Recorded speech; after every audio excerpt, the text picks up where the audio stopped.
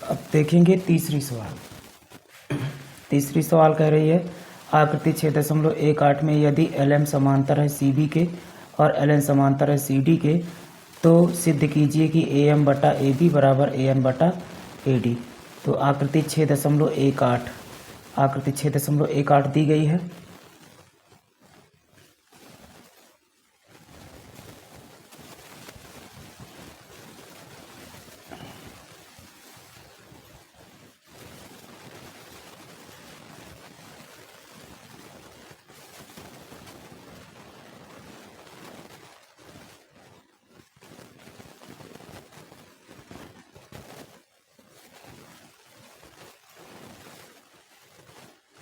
ये आकृति आपकी 6.18 है। आकृति 6.18 और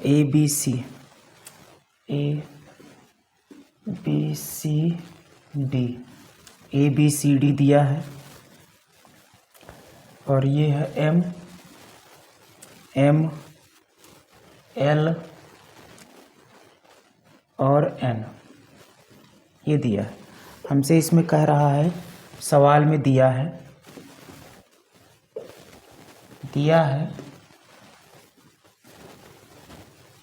इसमें दिया है, कह रहा है कि LM समांतर है CB के, LM समांतर CB और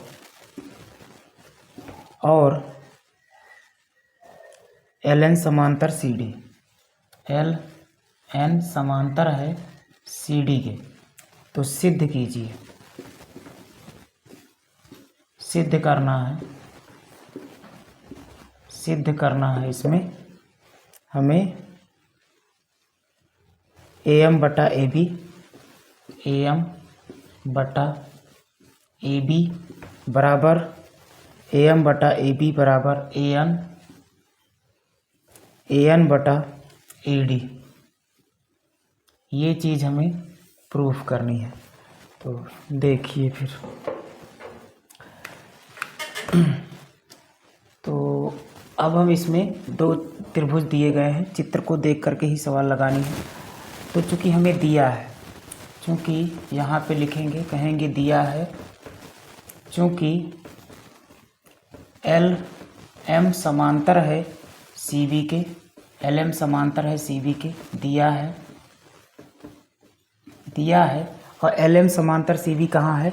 तो LM समांतर है CB के, मतलब त्रिभुज, कौन सा त्रिभुज लेंगे? तो त्रिभुज ABC की बात हो रही है। त्रिभुज ABC में LM समांतर है CB के, तो अगर LM समांतर है CB के तो प्रमेय 6.1 से लोग कह सकते हैं, प्रमेय 6.1 से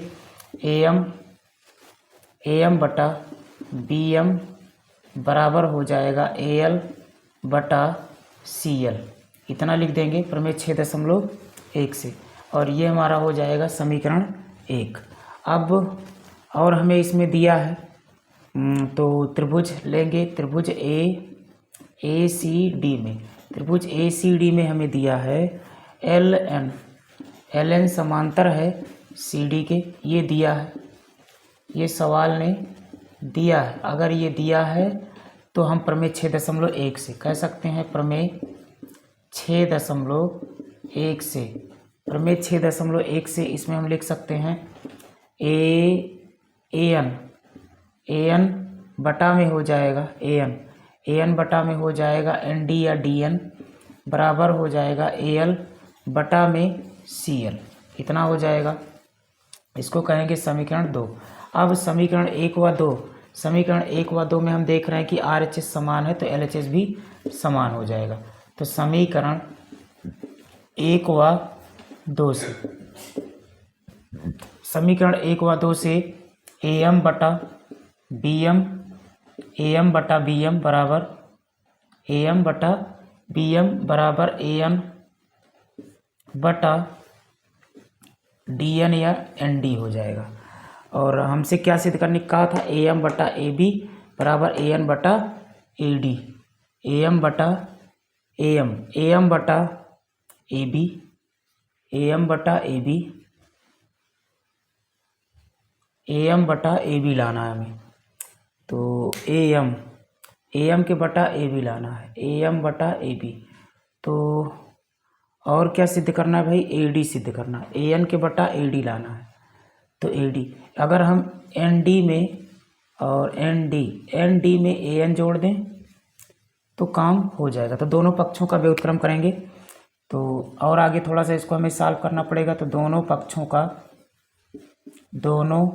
पक्षों का व्युत्क्रम करने पर, दोनों पक्षों का व्युत्क्रम करने पर, दोनों पक्षों का व्युत्क्रम करेंगे तो ये हो जाएगा बी एम बटा ए एम बराबर एन डी बटा में हो जाएगा ए एन।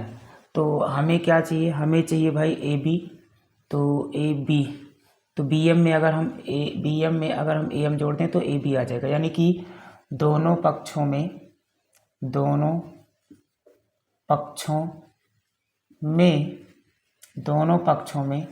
एक जोड़ने पर, दोनों पक्षों में अगर हम एक जोड़ देंगे तो बी एम बटा ए एम प्लस एक बराबर एन डी बटा ए एन प्लस एक।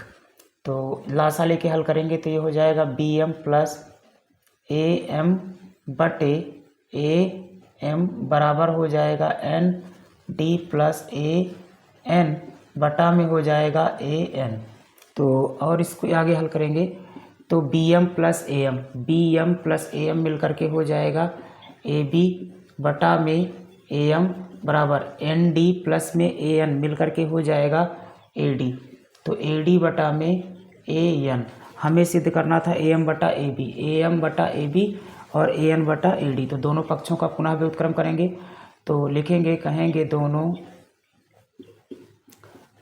पक्षों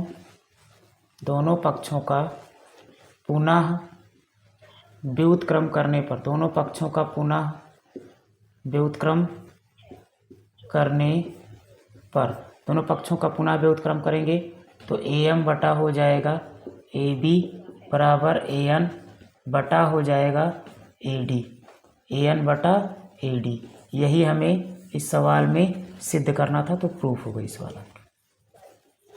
अब देखेंगे चौथी सवाल कह रही है, चौथी सवाल में आकृति 6.19 में डी ई समांतर है ए सी और डी एफ समांतर है ए ई के, तो सिद्ध कीजिए। आकृति 6.9 दी गई है।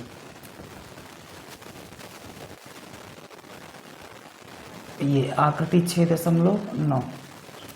6.9 कुछ इस प्रकार से दिया है। त्रिभुज दिया है A B C D, A B सी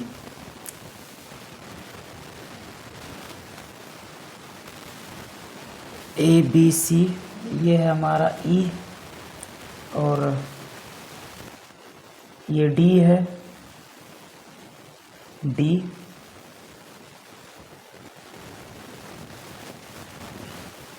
और ये एफ है। ये आकृति 6.19 है, आकृति 6.19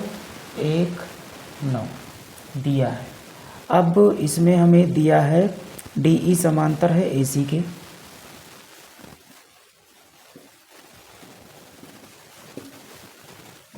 हमें इसमें दिया है डी ई समांतर है, डी ई समांतर ए सी और डी ई समांतर ए सी और डी एफ समांतर ए ई, डी एफ समांतर ए ई, ये दिया है। और सिद्ध करने के लिए कह रहा है, सिद्ध करना है, इसमें सिद्ध करना है बी एफ बटा एफ ई, बी एफ बटा एफ ई बराबर बी ई बटा ई सी, पी ई बटा ई सी। ये हमें सिद्ध करना है। चलो देखते हैं उस तरफ। तो अब हमें 2 दिया, तो डी ई समांतर है ए सी के। यहाँ देखेंगे तो डी ई समांतर है ए सी के, यानी कि जो डी ई भुजा है, ये वाली भुजा, ये ए सी के समांतर है। डी ई भुजा समांतर है ए सी के, तो हम त्रिभुज लेंगे ए बी सी। तो पूरे त्रिभुज की बात करेंगे तो यहाँ पर तो त्रिभुज ए बी सी में, त्रिभुज ए बी सी में दिया है डी ई समांतर है ए सी के, डी ई समांतर है ए सी के दिया है। अगर डी ई समांतर है ए सी के तो हम त्रिभुज ए बी सी में प्रमेय 6.1 लगा सकते हैं। तो कहेंगे प्रमेय 6.1 से, प्रमेय 6.1 से, प्रमेय 6.1 से इसमें हो जाएगा बी डी बटा, तो बी डी बटा में हो जाएगा डी ए या फिर ए डी बराबर बी ई बटा ई सी, इतना हो जाएगा प्रमेय 6.1 से। तो इसको हम मान लेंगे समीकरण 1। अब पुनः त्रिभुज, दूसरा वाला त्रिभुज हमें दिया है डी एफ समांतर ए ई, तो डी एफ समांतर ए ई, तो हम लोग लेंगे इस बार त्रिभुज ए बी ई में, त्रिभुज ए बी ई में फिर से लगाएंगे प्रमेय 6.1, प्रमेय 6.1 से। तो चूँकि दिया है हमें इसमें डी एफ समांतर ए ई, ये चीज़ दिया है, डी एफ समांतर है ए ई के, इसलिए प्रमेय 6.1 से, प्रमेय 6.1 से हो जाएगा बी डी बटा डी ए, बी ई बटा डी ए बराबर हो जाएगा बी एफ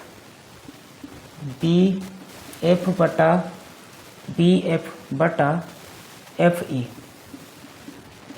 इसको कहेंगे इक्वेशन सेकंड। अब समीकरण 1 व 2 को देखेंगे। समीकरण 1 व 2 में LHS समान है, बी डी बटा डी ए, तो RHS समान हो जाएगा। तो समीकरण 1 व 2 से, समीकरण 1 व 2 से ये हो जाएगा बी ई बटा ई सी बराबर बी एफ बटा एफ ई। तो हमें सिद्ध करना था बी एफ, हमें सिद्ध करना था इसमें बी ई बटा ई सी, बी ई बटा ई सी बराबर बी एफ बटा ई एफ। तो उलट देंगे इसको इस तरफ, इसको इस तरफ, तो ये हो जाएगा बी एफ बटा एफ ई और बराबर हो जाएगा बी ई बटा ई सी, और यही हमें प्रूफ करना था।